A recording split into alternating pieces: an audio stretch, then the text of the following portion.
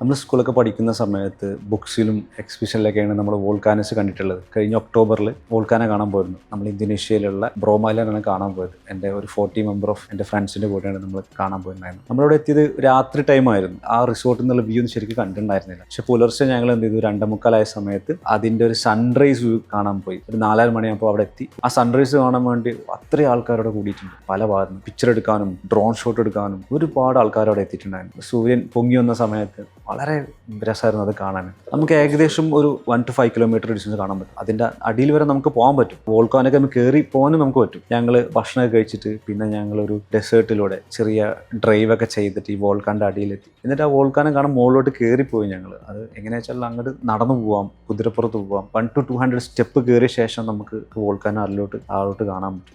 Life time achievements ആയിട്ട് അത് കാണുന്നു ഞാനത്. ഇന്തോനേഷ്യയിൽ ആക്ച്വലി ഇവിടെ മാത്രമല്ല പല സ്ഥലങ്ങളിലും നമുക്ക് വോൾക്കാനോസ് കാണാൻ പറ്റും. വളരെ പെട്ടെന്ന് പോകാൻ പറ്റുന്ന ഒരു പ്ലേസ് ആയതുകൊണ്ട് ഞാൻ ഈ ഒരു പ്ലേസിൽ യാത്ര ചെയ്തെന്ന് മാത്രം. അതുപോലെ തന്നെ ഒരുപാട് ഹിഡൻ ഐലൻഡ്സ് ഉണ്ട്. കൊമോണ്ടോ, ഭീമൻപല്ലികളൊക്കെ ഉള്ള ഐലൻഡുകളുണ്ട്. അത് മാത്രം താമസിക്കുന്നുണ്ട്. ലംബോക്കർ ഐലൻഡുകളുണ്ട്. ഗിലി ഐലൻഡ്സ് ഉണ്ട്. ഗിലി മെനോ, ഗിലി അയർ, ഗിലി തറക്കൊണ്ടു എന്നുള്ള ഒരുപാട് ഐലൻഡ്സുകളുണ്ട്. യൂഷ്വലി മലയാളീസ് പോകുന്നത് ബാലി, അതല്ലെങ്കിൽ മാക്സിമം പോയി കഴിഞ്ഞാൽ ജക്കാർത്ത. ഇങ്ങനെയുള്ള ഒരുപാട് ഹിഡൻ പ്ലേസിലുള്ള PDF നമ്മൾ ക്രിയേറ്റ് ചെയ്തിട്ടുണ്ട്. ട്രാവൽ ചെയ്യാൻ ജസ്റ്റ് ഒന്ന് ഇന്തോനേഷ്യയിൽ കമൻറ്റ് ചെയ്താൽ മതി, നമ്മൾ അയച്ചു തരുന്നതാണ്.